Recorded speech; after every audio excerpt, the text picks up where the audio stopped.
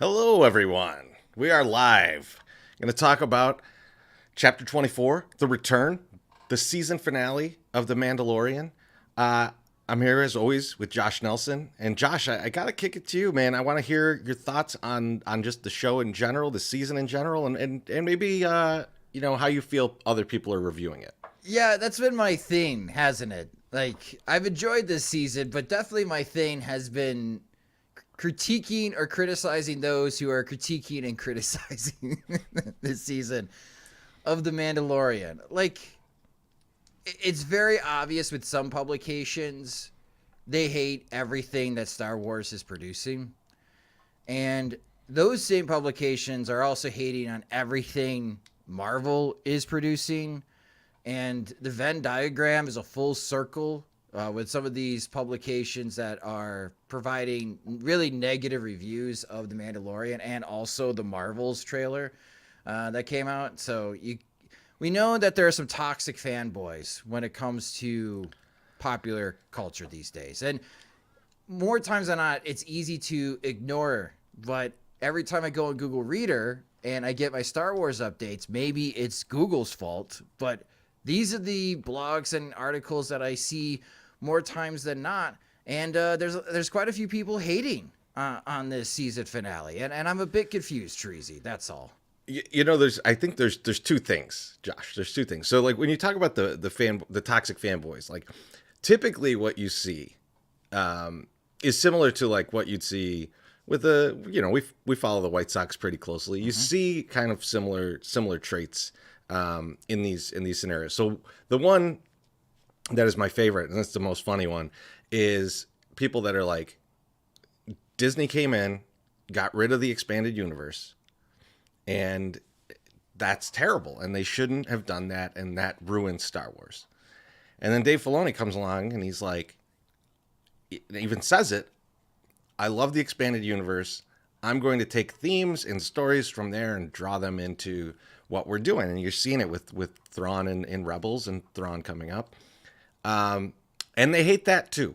So it's it's like you can't win. And then the other thing is you see a lot of guys and girls who review Star Wars shows, and they're like us. They're going to make guesses at what's going to happen. They have things that they want to see. And then if those things don't happen, or if they don't see what they want to see in the way they want to see it, they're like, right, that sucked. They should have done it my way. And it's like, well, you could be wrong. There's nothing wrong with that. Like of course we're going to be wrong. We didn't write these episodes. So right. we're gonna guess at things. We're gonna think about all these different ways that things can go, and that's what's fun. That's what's fun about it, and that's why we do this and what we enjoy. And it makes you think more about the complexity of the characters, and then you see how it all plays out, and you're like, oh man, that was Sometimes it's not good, but like this was good. I enjoyed the hell out of this show. And let's get into this because I want to go right alongside of that is, what were we most wrong about? Well, the armorer was actually an ally this entire time. Not a spy. Not a spy. Not try to conspire against Bo-Katan, even though we were waiting for that. I think that's the thing we were most wrong about is the armorer. I would say that both of us combined on something. It was the armorer. I think I've long had the thought that she was Rook cast. I still haven't given that up, to be honest. Mm-hmm. But I think maybe that's the beauty of Death Watch keeping the helmets on, is that they are like they're not going to be thought of as this person who did this bad thing, right? Like they keep their helmets on. You don't recognize who the armorer is. I kind of really like that. So I think I can still in my brain say, yeah, Rook cast, but absolutely an ally. And we'll get to that fight scene in a little while because that was wild. Yeah. But I'll say the thing that I was most wrong about personally, and this is something that I blogged about right before the season was I felt like Grogu was going to go down a very dark path in this, and like really, I think that I thought that that might be one of the big conflicts is like, is he going to the dark side? And it couldn't have been farther from the truth. Like he in that last episode, we'll get to his like overall powerfulness, but like when you see him in those fights, he is just avoiding. He's stopping violence from happening at every cost. He's taking people's weapons away. Like that's the way that he goes about it. It's a very, very much a Luke Skywalker, protege, right? Like so, I like that quite a bit. I thought that was really cool.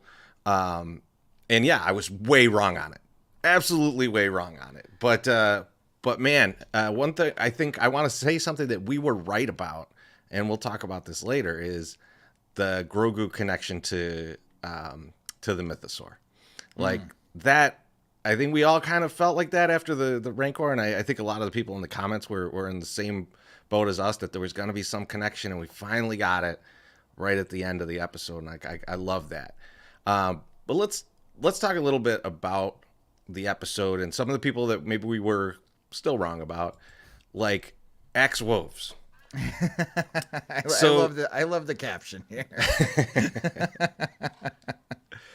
That was incredible. And like I even made the comment last week that I didn't think he was a spy, but I didn't even think he was an asset. Like I think he just like, I kind of felt like he hadn't really produced. You know, if we're talking baseball terms, I ain't seen nothing out of him yet. He hadn't made a big hit in a big game ever, as far as I could see.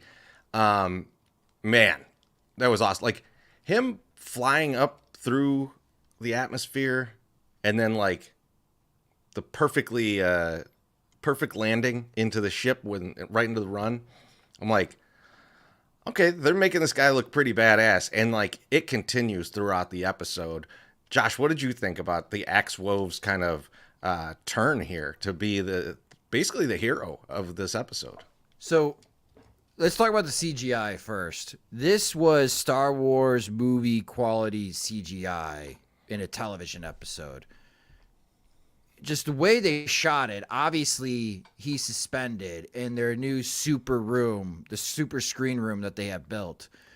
But they did such a great job as far as the visual artists with the atmosphere and the audio editing, cutting out, because we knew that was going to happen. But him getting onto the ship, boarding it, telling all the Mandalorians to bail, get to the drop ships, that was so awesome. Because even though they got jetpacks and they're flying out of the main cruiser, going into the drop ships, they are sliding, right? And that does make sense as far as like physics of all the things that are... all the science things are involved with you jetpacking into a floating ship or plane and try to land, and then them diving through the atmosphere at the same time the bombers and the TIE interceptors are coming through. Now, the question that I have is, what happened to all those TIE interceptors and TIE bombers? Did Axe Woves dominate them? And we saw some of them get messed up. I assume some of them are still there. I mean, like, but their base is blown up. I don't know, like, they could fly around with them for a little bit, but like they eventually got to come down. Like, so I don't know. I think I think that's something that they'll just never answer. They'll pretend like they flew away or something. But or he but dominated, and even though his ship's like on fire and he's a flame ball coming to the atmosphere, maybe he did beat them. But there's just too much damage. But this was quite the act of bravery, and after we saw Paz Vizsla die in the previous episode, I felt like Axe Woves was going to be the next one. But this was that was pretty impressive. I really, because you have 3 sections here of this show, and he is one section trying to fight off the TIE interceptors or TIE bombers, and I do like that type of plot device of, this is how we're going to destroy the base. We're just going to kamikaze into Moff Gideon's base. Yeah, I mean, that was awesome. Like, I love the idea of and I allude to it, to the Holdo maneuver, right? Like taking that ship and like crashing it into into that, and they teased it earlier in the season when the pirate ship is going to try and do the same thing to Navarro, and they Yes. shoot it out Oh, of the that's a sky. good point. I forgot about that. Yeah. I did like this comment. It's these comments about the one from Danny Murray and one from Mando, the jetpack fuel.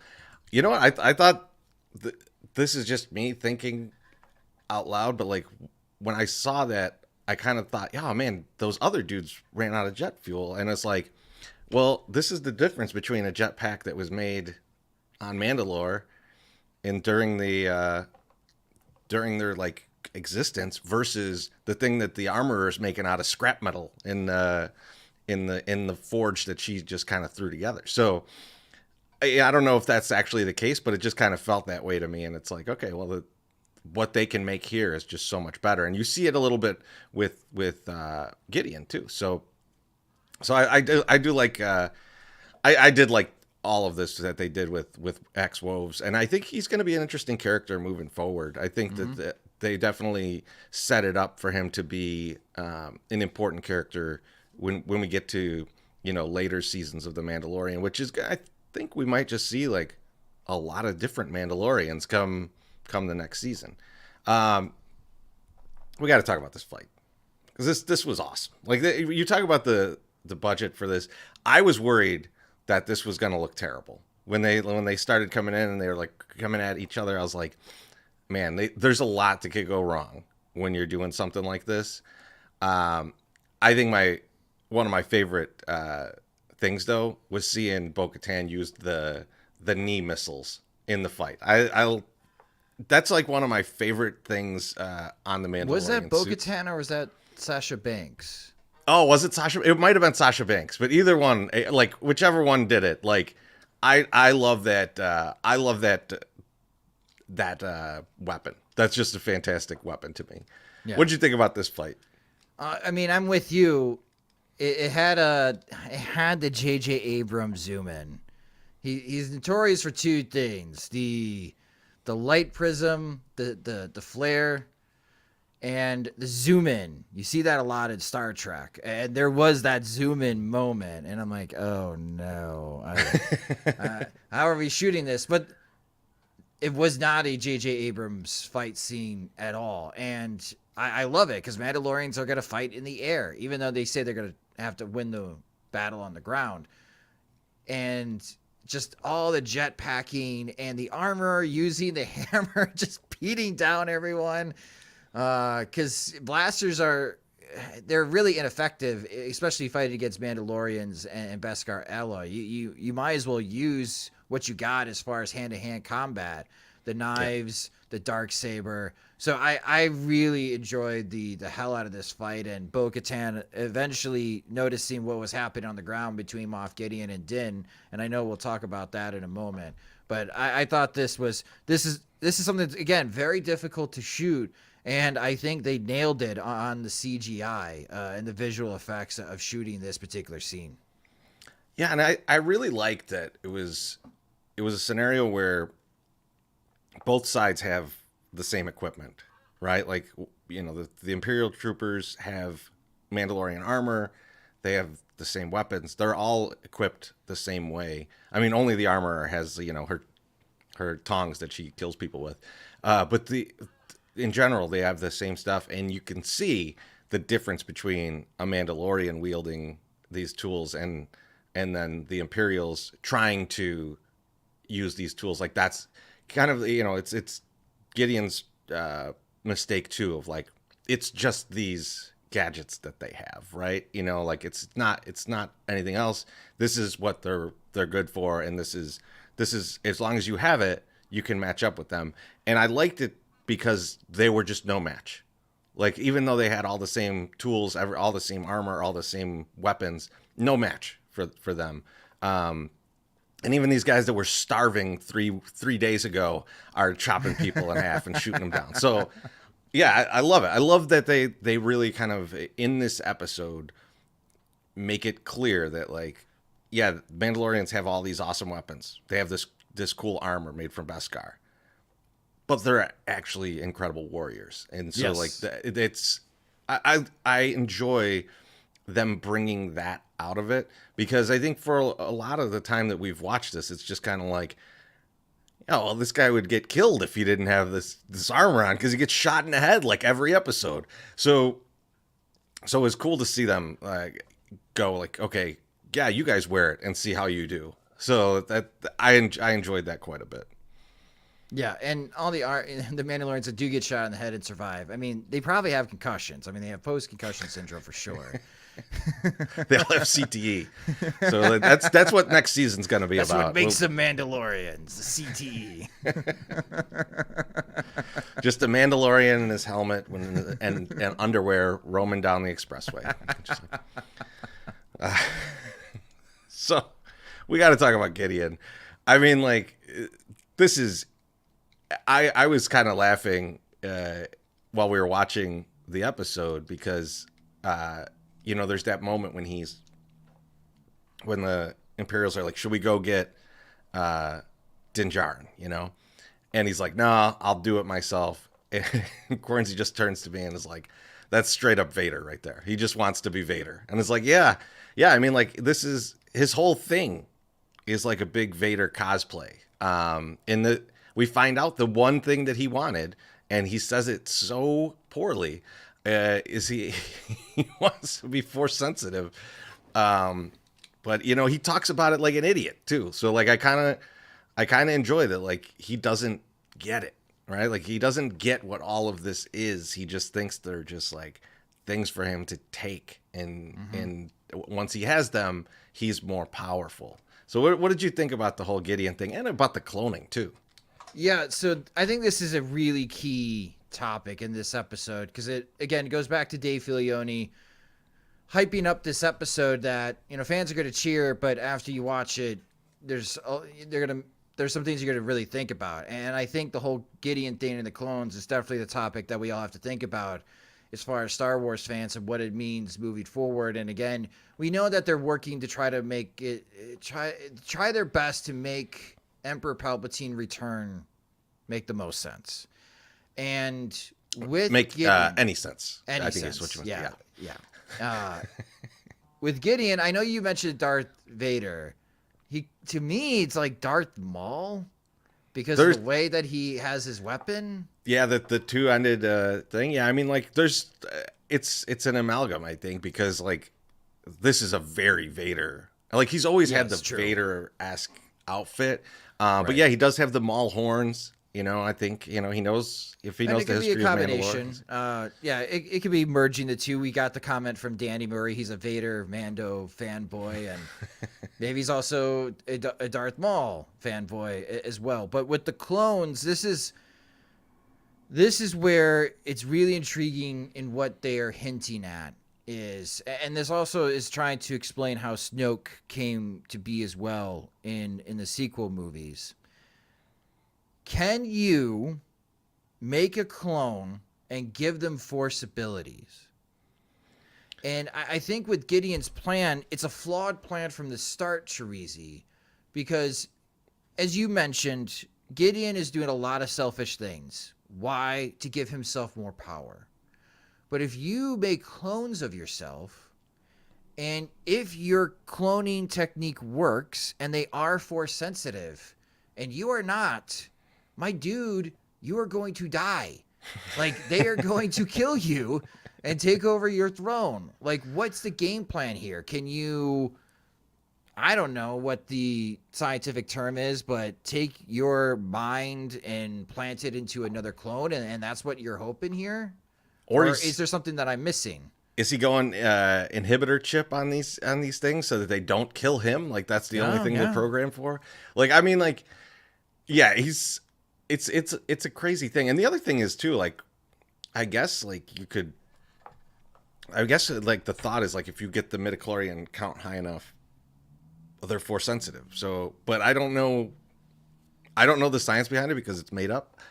So we'll see how that all works out. It's not even clear that like this would have actually worked, but right. I'm with you that they're kind of moving towards the idea of like, let's tease this out a little bit more. Like, he was on the cusp of it.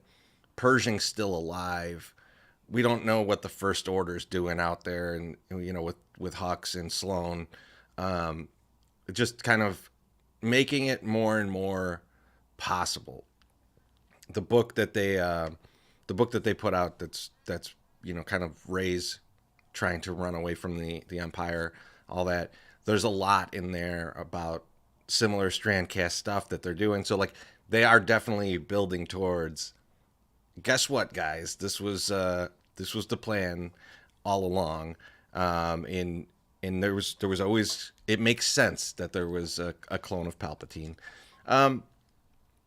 We'll see if they could stick the landing. It's Yeah. they've done it in a way so far that hasn't like overwhelmed the show, where these are, like this is just something that existed and everybody would have known about.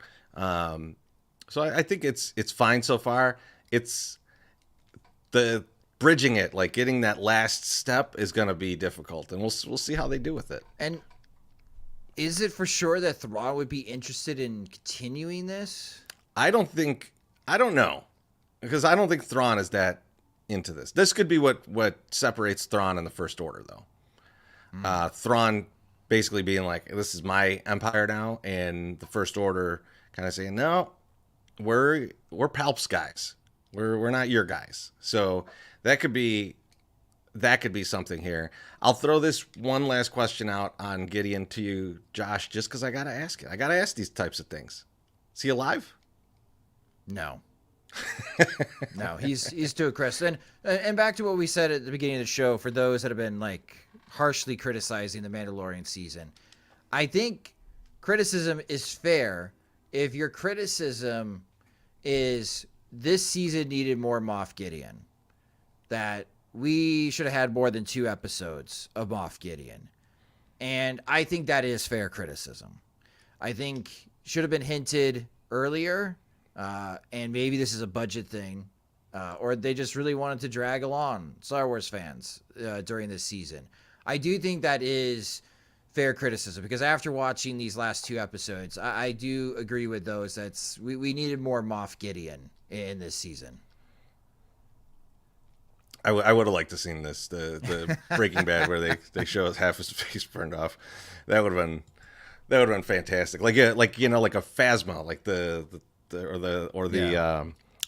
even the Vader in the Obi-Wan Kenobi show. But yeah, so Gideon, I guess I'll allow it. He's dead. Let's call him dead. It's fine. He's melted alive. He smells great. I'm sure that dead body smells great. It's happened to him before. Grogu. We got to talk about Grogu, because Grogu. This is so that I just want to kind of make a comment about him in season 1 versus now, and how much more powerful he is. This is a goddamn ship burning up an entire base, right? And he holds off the fire. He needs a little sit down, but he doesn't go to sleep, right? Like he does that whole bit. I just rewatched the end of season 1 because I was like, I'm pretty sure he does something similar. He does this to a flamethrower in season 1, barely holds it off, just one single flamethrower, and then is out cold for the rest of the episode.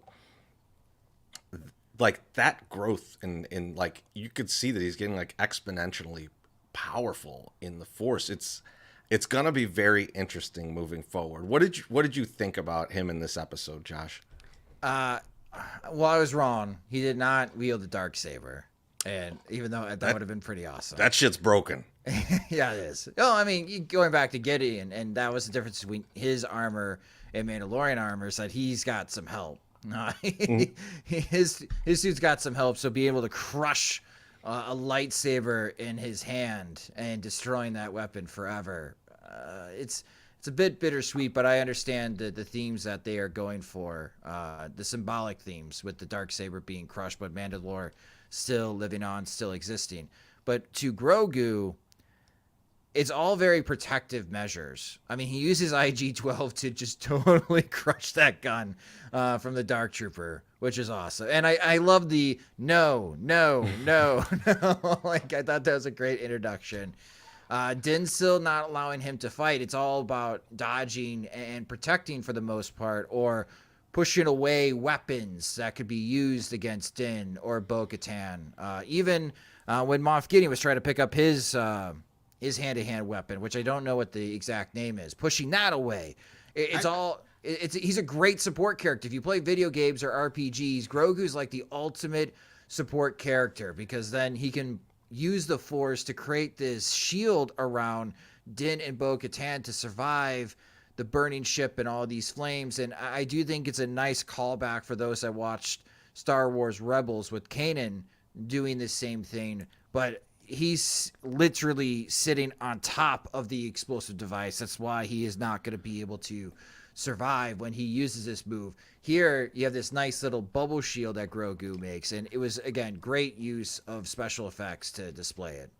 Well, I think, you know, a couple things I'll go a little bit different direction on than you did. I don't think it's Din that's not allowing Grogu to fight. It is Grogu choosing the way that he fights.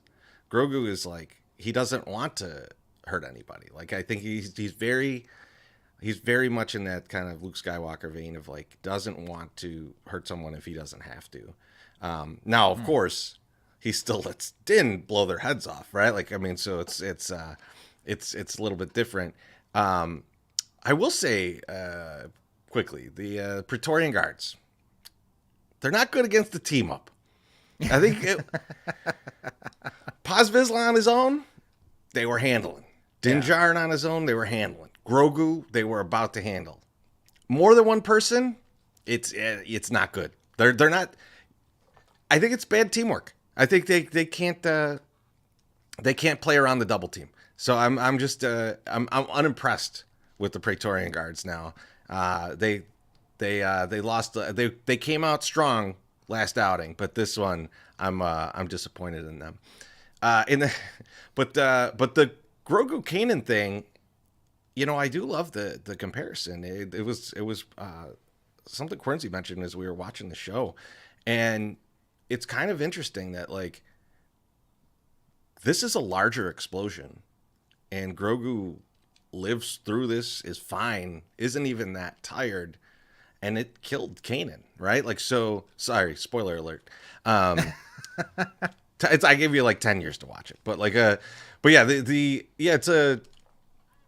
it's honestly like it seems like he might be like way more powerful than we just think right now, right? Because we've only seen him do a limited amount of stuff, but this is kind of in a new realm for him. So I think that's going to be interesting moving forward.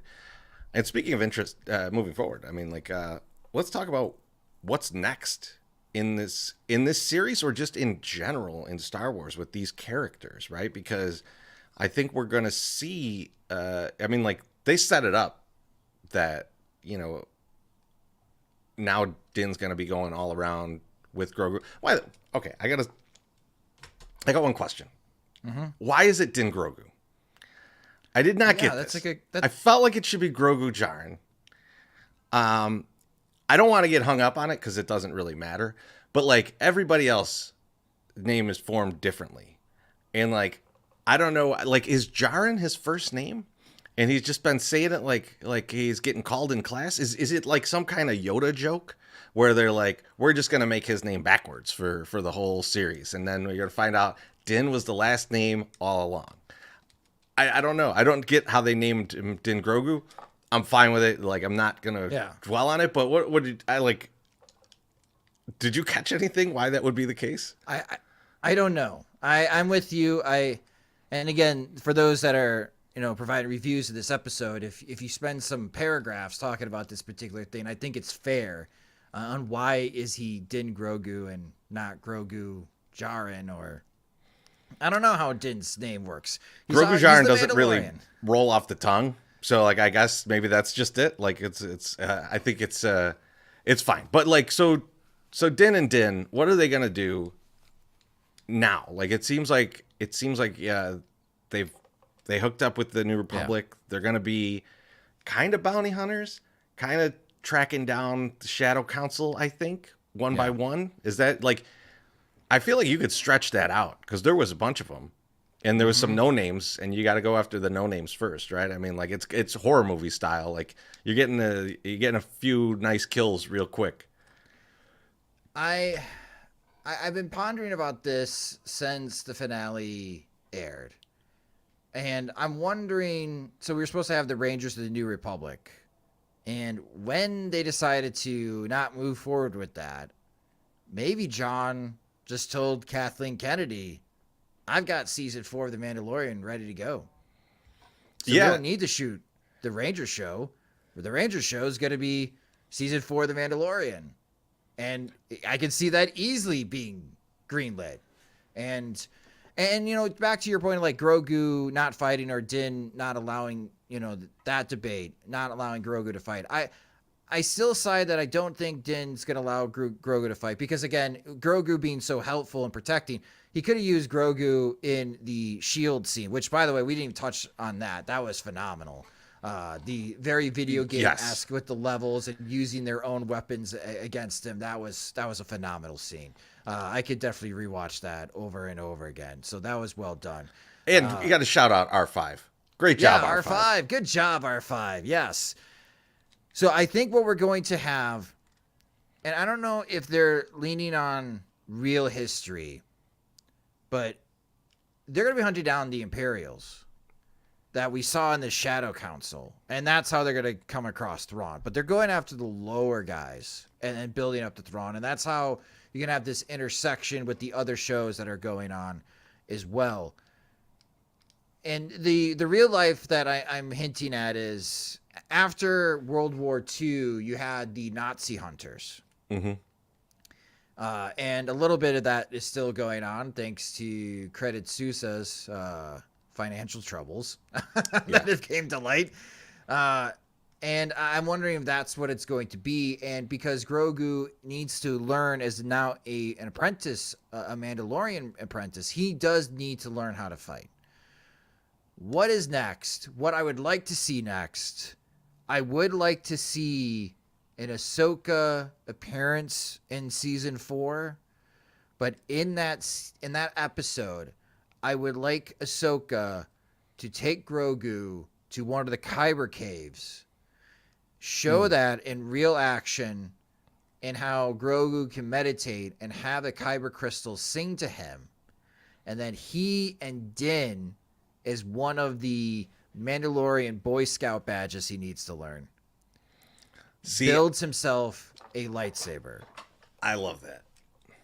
I love that. I didn't think about that. I thought a totally different direction in his training. I thought along the same line as you. Like he's gonna have to start fighting, right? And he's gonna have to learn to fight.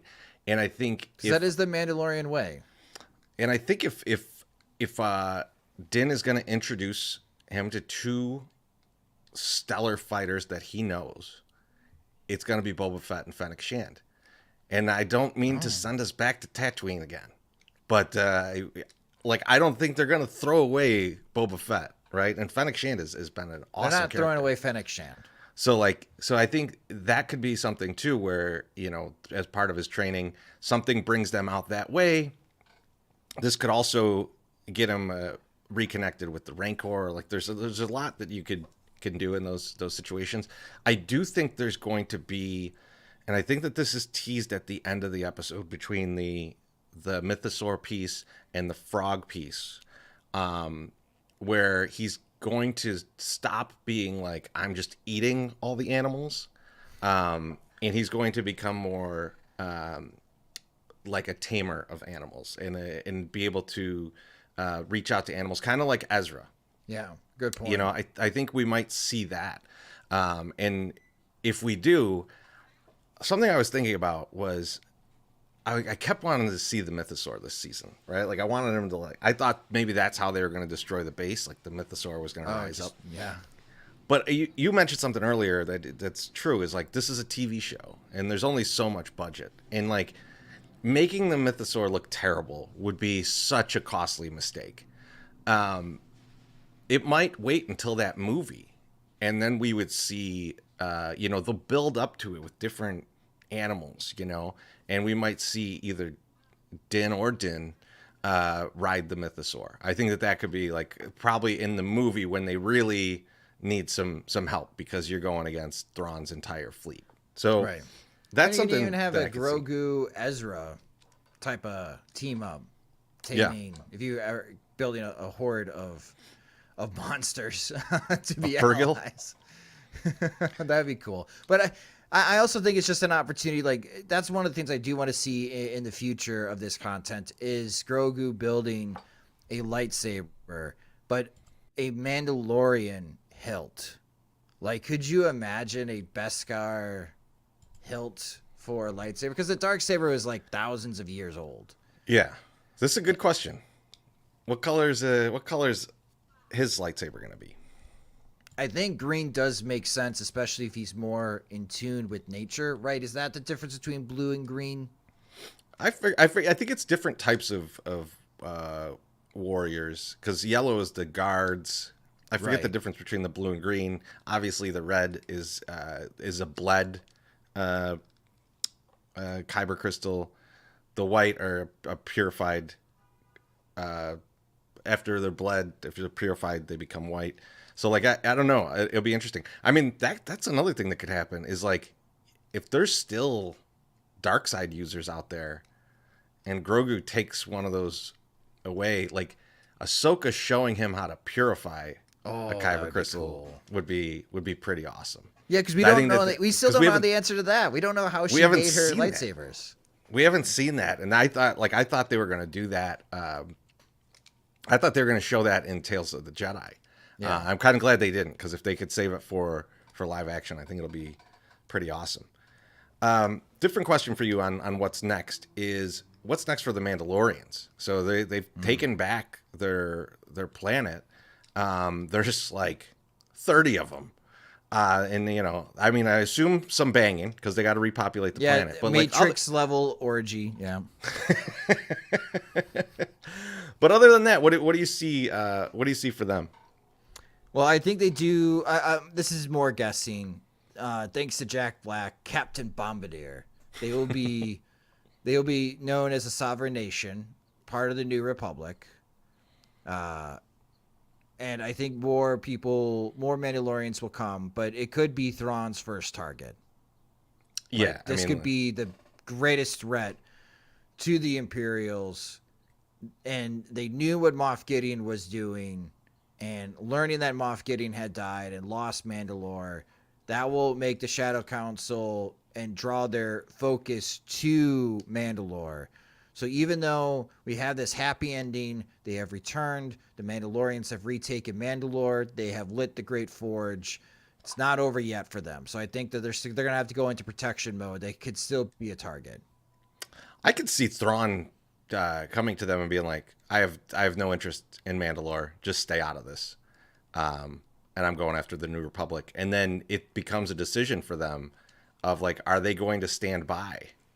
Because the New Republic didn't try and help them, right? Like, so they might have the attitude of like, no, we don't care. We're just gonna stay to ourselves. And that could be something where, Din has to intercede and say like, nah, we kind of got to fight this guy. So I'm interested to see how they do that. The relationship that I'm interested in this is going to be, and someone pointed this out on the internet on Twitter yesterday, and like the last scene, X-Woves is standing next to Ragnar Vizsla. And it, there was the fight on the thing, but then they're the two that grab Grogu to get him out of there. X is the one who goes for help, and Paz Vizsla is the one that tells him. Paz Vizsla saves everybody. Like, I feel like there could be some kind of connection there where they're going to have, this could be like really what either drives some conflict amongst the Mandalorians or is brings them together, is a relationship between like Axwell's being like a new father figure to Ragnar. they have different belief systems. So I mean, I think that would be interesting. I think that's something that I'd like to see kind of pop up in, in one of the sub stories of the next couple seasons. Yeah, but I think what we're gonna definitely see in season 4 of The Mandalorian is more of the Imperial names. So we may have multiple bad guys in which every episode is hunting down one of these Imperials, and I feel like it's gonna be like it's a puzzle piece, and we won't know how the puzzle pieces connect until you get to the season finale, which makes this type of story wonderful in my opinion. But we're going to get more pieces about what was the true plan of Emperor Palpatine. We think, the Death Star was the ultimate plan, but that may not have been the case. That's true. Let's take a couple questions here from the comments because I think they're interesting. So Nick asks, do we think Sabine goes back to Mandalore after Ahsoka? Yeah, I think that's going to be part of... my guess right now is going to be that's the Avengers-style movie that Dave Filoni is working on. So I would say, yes, eventually Sabine makes it back to Mandalore. Yeah, I think in Ahsoka we'll get some kind of confirmation that Sabine is aware of people going back to Mandalore, possibly even talk to somebody like Fen Rao or something that is going to go back and is she knows... people from House Wren are going back if there's anyone left. I don't know if there is. But yeah, I think she'll be aware of it, and I think it'll be something possible in the future. I hope she doesn't make any more weapons that vaporize them. Where are the dinosaurs? Those little dinosaur babies. Where did those go? Did they eat those? Because I feel like they ate them. I don't know. That's a great question. That is a great question. The raptors, right? Yeah. It'd be funny if they raised them and then they're like, man, we should not have brought these back to Mandalore. They're a real problem. They're a huge problem. It's like the people that buy baby alligators and then they're like, what am I going to do with this alligator? Right. I know. Or they think they bought a teacup pig and they actually bought a real pig, and now they got this 300-pound pig in their house. And now it has tusks and hair, and it's just terrorizing the entire neighborhood. Yeah. But yeah, I think it's going to be interesting to see how many different shows branch off, how many different ideas are in each show, right? We saw Boba Fett become the Mandalorian halfway through, right? Is that going to happen with Ahsoka? Or is a season of The Mandalorian going to be partially about Din and Grogu, partially about Mandalore, and then partially about Ahsoka and Sabine?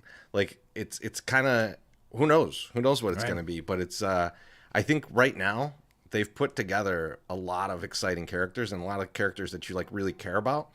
And the whole father-son thing with Din and Grogu is fantastic. I just want to make sure that we continue to get Carl Weathers and Taika Waititi in these shows. All right, That's all I'm asking. That's all I'm asking for. That's a small ask from Chorizy. That's all I need.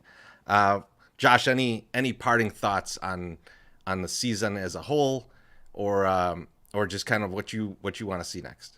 Can't wait to see everyone in August when we start recapping the Ahsoka show. I'm really hyped for that show. I think it's going to be a fantastic show. People are already writing the jokes that Ahsoka equals season 5 of Star Wars Rebels. And you know what? I love that show. I'm perfectly fine with that. So I look forward to August.